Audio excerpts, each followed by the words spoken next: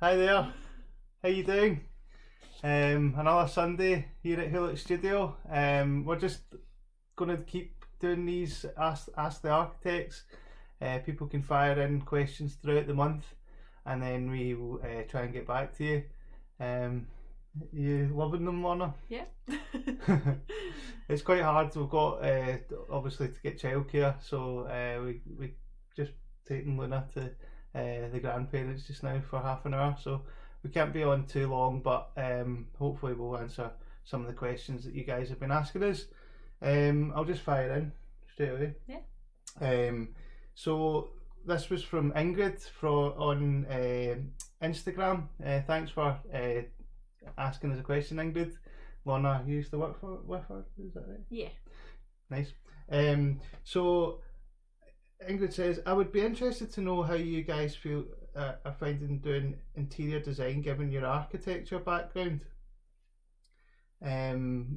So how would you sort of get into that if you were like sort of how did you get into it? Given that you're an architect and it's not solely your expertise. I think she also said that she was recently qualified and it's something she was interested in getting into. Yeah. I don't know. But so I think so I am primarily trained in architecture, and architecture and interior design are separate disciplines, but there's quite a lot of transferable skills across the two. The reason that we offer interior design services is it's something that I'm really passionate about. I love interiors and decorating, and when you're designing a scheme you start to kind of visualise the space, what it's going to look like as well, so it just seemed like a natural sort of progression to also offer interior design services, because then the whole thing is like your fully encompassed idea.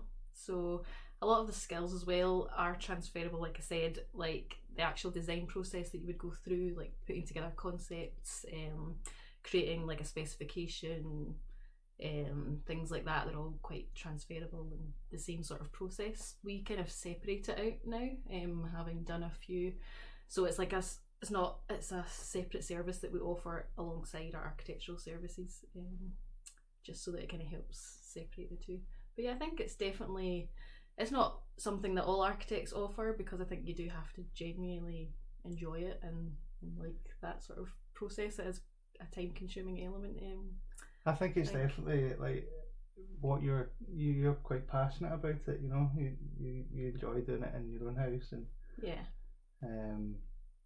so yeah, I can see like time wise it is really quite time consuming, and it's hard to actually quote for it. We're going to talk about pricing later on, and we're learning as we go with that, I guess. But yeah, I definitely think it is, if it's something that you enjoy and you genuinely like, then it's definitely something that you can offer as an architect as an additional service.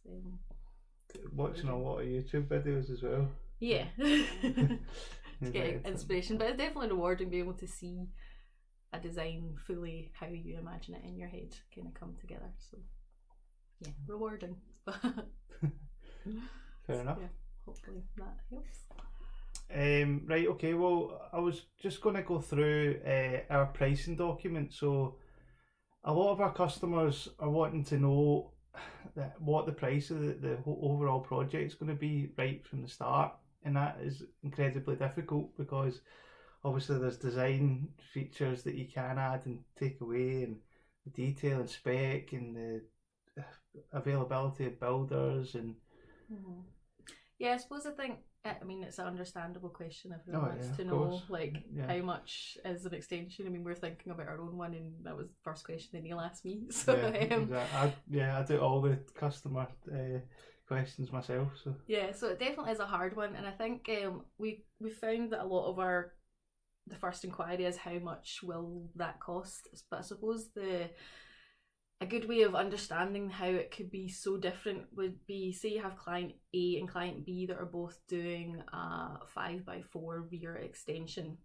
So client A could just be doing a rear extension that's just for a room, and then having nothing else changing internally and not putting in a new kitchen.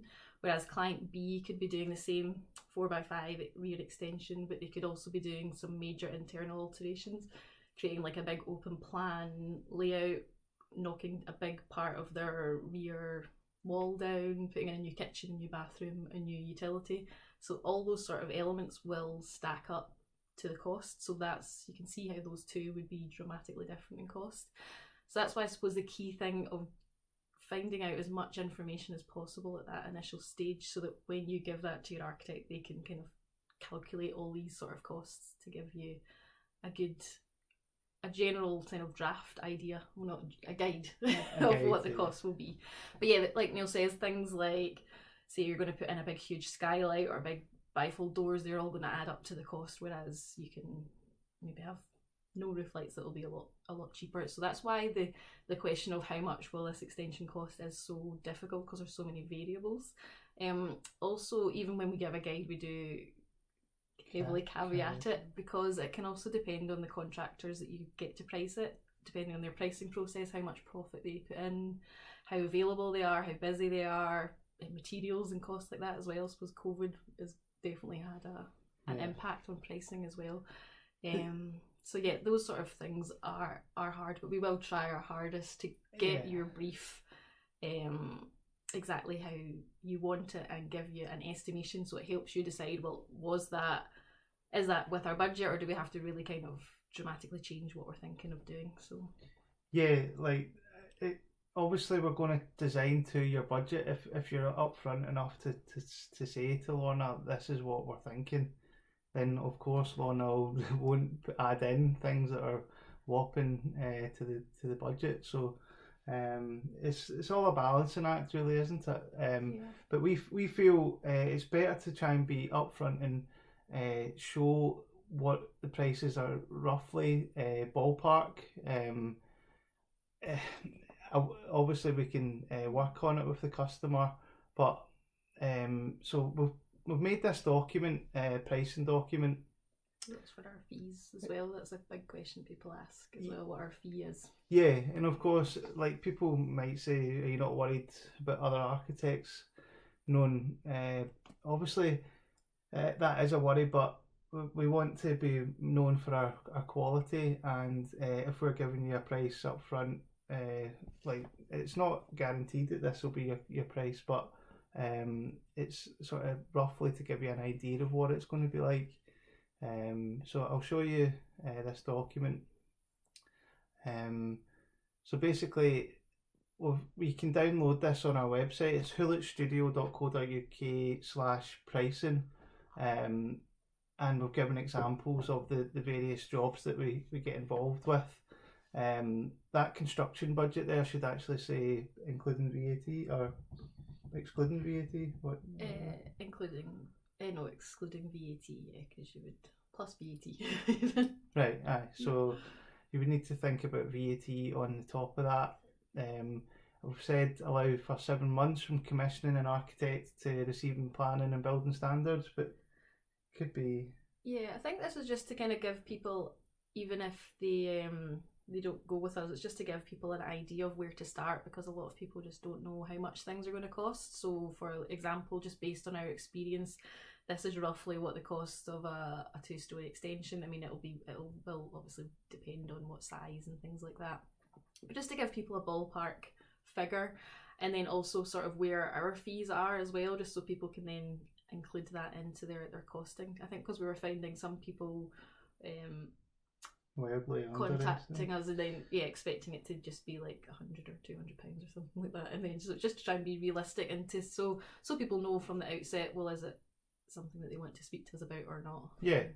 So we just wanted to, it's not that kind of common to have architects have their fees or sort of guidelines on their website, but we just thought we want to be as open as possible and help people as much as we can. So that there's 8 stages here. I think there's 8. 1, 2, 3, 4, 5, 6, 7, 8. And basically you could appoint us for, say, 1 to 4, stages 1 to 4 up to building warrant application. You can tell us that that's all you want us to do, or we can continue on to help with the construction tender and even administrating the contract with the builder and post-completion work as well. So it's really up to you. You can maybe save on some of the architect fees, or if you're keen on taking a lot of the stress and worry out of it, we can take it all the way through for you. I guess it's up to the customer. Some customers like to be hands-on, others would rather just the professional go with that type thing. Yeah. Or some people change their mind halfway through as well. So. Oh, of course, yeah, and we're quite flexible that way. We won't sort of like holds a barrel, a gun to someone's head over the various stages. You said this, you said that. We will listen, and hopefully we can. It's a mutual partnership type thing. It feels like, isn't it? Yeah. So that's the two-story extension. As I say, you can download this on our website. Single-story extension example with internal alterations. Yeah, because I think that's a big thing people forget about including when they're thinking of their cost of, like, they just think of the new bit that they're adding on, but they forget the cost of actually transforming the inside of their home, and also things like adding in a new kitchen and adding in a new bathroom are all things that you need to include as well for when you're thinking of your budget. Utility sometimes. Yeah. Trying to think what else we put in the reckoning. Sometimes dormers and things like that as well get added. Yeah. But right, okay, so single story extension example, smaller with no internal alterations, so the budget's coming down a wee bit. Obviously it is some, I have to heavily caveat it that it is the design we provide is bespoke to your requirements, so our fee will differ after the initial consultation, but as I say, this could be helpful to you to understand what the sort of going rate is.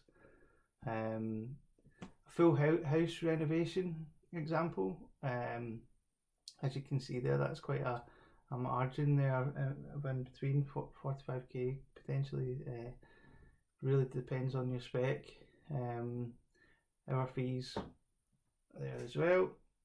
And what was the decision behind putting it per hour for here?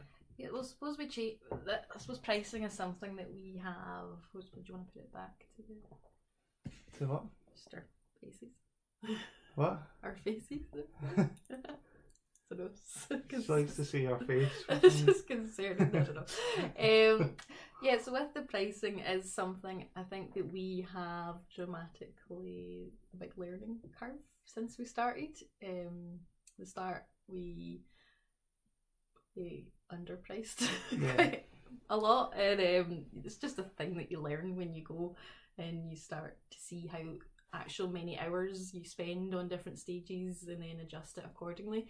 We used to do a percentage of the estimated construction costs, and that's how we did our fees, but we found that doing an actual lump sum for the first couple of stages was a lot easier, because it meant that clients could actually see exactly how much it was going to cost, rather than it being something that fluctuates depending on when you get like your actual price from the tender stage, and it just made things a lot easier. So that's why we do lump sums up until the actual, until it's on site. And the reason for that is because it's hard to know how much input you're going to have when it's on site, if things come up, or sometimes people might just want you to come out, not that often unless there's something that actually comes up, or some people might want you to come out on site a bit more often. So that's why we decided to change that to a per hour sort of fee, rather than it being a lump sum, just because it made it easier to price, I suppose. I think me personally, I would like to know so I can budget throughout the stages. Mm-hmm. Like, because it is something like when you're going into the process, is when you're going to have to release finance. Like, obviously you've got your big construction element to it, but then you've got all the other stuff like the architect, like the structural engineer, maybe a trial pit needing dug. So when we try and kind of include all these sort of things, so you know what the rough overall cost is going to be. So but a lot of people need that for when they're thinking of financing for like going to the bank and stuff like that. They need all this information. I mean, there is an option to look into using a quantity surveyor as well, which we've done as well. Yeah, so one of our projects, they really wanted to kind of know exactly a more sort of realistic budget, or just more accurate budget. When there is a profession, like another professional that we can use, then we always will, because that'll help.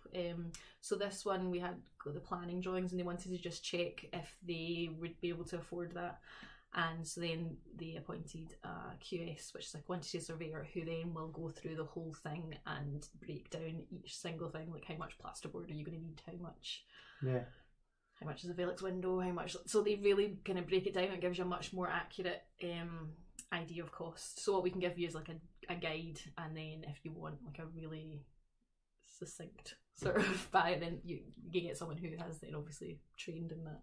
And literally to the light bulb, isn't it? Yeah. But the more that we do these, the more we kind of get more knowledgeable on the cost. But I think where we need to, we will ask another professional to come in. When we're tendering for construction, we've got roughly about a wee stable there, and then we're trying to work out. Part of my job is to try and work out availability of builders, their level of accreditation and everything else. So we're always mindful of trying to plan ahead, and so we maybe tender 4 out of our stable around construction time, and then if the customer wants to add in a builder for tender, we can do that as well, obviously. And like obviously we'll give our sort of feedback on what we think the construction company has given them in response, because quotes can come in all shapes and sizes, maybe like a one-page document, or others will go into a lot of detail, so we try and decipher that for the customer as well. So new build example, this is something that we're really interested in getting involved in. We have had one inquiry just during lockdown, but obviously that's maybe scuppered that a wee bit, just because people are a wee bit more uncertain. Some people are anyway. So this is something that we'd definitely be interested in speaking to people about. We've also got plans, ideals, and way down the line for ourselves to actually build a new build, and maybe probably live in a caravan for about 3 years, but but yeah, so that's pretty much us on pricing, I guess. If anyone's got any questions, please fire them in the chat. If not, that's 20 minutes or so we've been on, so we'll probably cut it short and go pick up the wee one.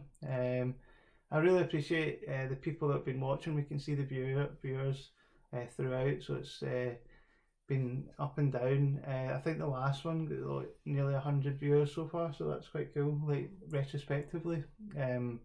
So I really appreciate people subscribing and everything else. Hopefully these are helpful. Anything else that we could be doing to help, please do say, because we want to be helpful rather than just bumming ourselves up all the time, because I feel people do that a lot, you know. But right, okay, I appreciate it, and we'll speak to you next month, December. Wow.